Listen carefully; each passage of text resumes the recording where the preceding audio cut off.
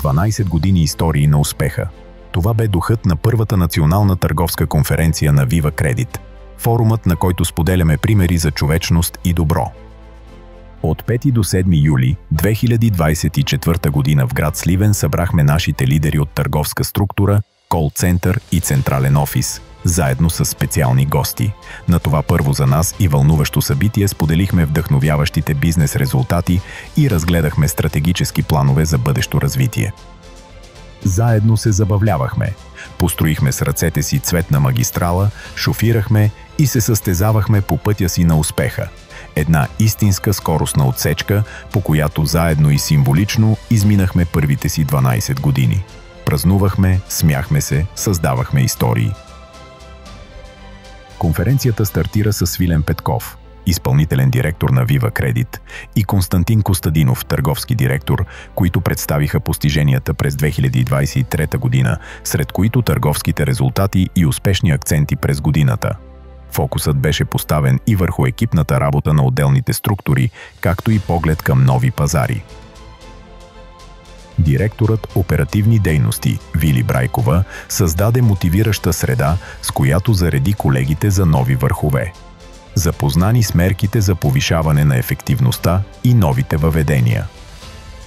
Изкуственият интелект и създаденият пилотен проект за вътрешен чат-бот, който да улеснява работата на екипите ни и на клиентите, ни въведе в друго технологично измерение. Ръководителят бизнес анализи и иновации Евгений Христов демонстрира симулация в реална среда, като показа увлекателни видеа. Радостина Асенова, мениджър човешки ресурси, ни вдъхнови с послания за човечност, подкрепяща среда и ангажираност. Хората в Viva Credit винаги се стараем да предоставяме нещо повече, отколкото клиентите ни очакват, за да ги превърнем в истински фенове. Това ни показа през клиентски проучвания Станислава Стратиева, маркетинг менеджер. Посланието е най-силно и стойностно, когато с действията си правим добро и към обществото.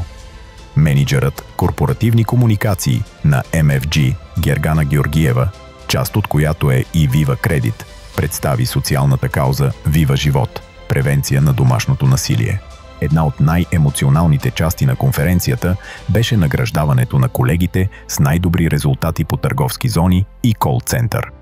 Тези награди са признание за усилената работа и отдаденост на всеки, който е допринесъл значително за успеха на Viva Credit. В специално включване на живо, акционерите на групата Станимир Василев и Неделчо Спасов споделиха своята визия за развитие, изразиха задоволството си от посоката на компанията и увериха, че ще продължат да инвестират в нея и хората.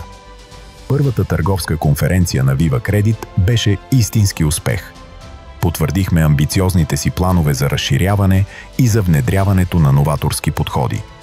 Застанахме твърдо зад своя социален ангажимент. Благодарим ви, че сте част от нашата история на успех. Viva Credit – човечност, отговорност и новаторство.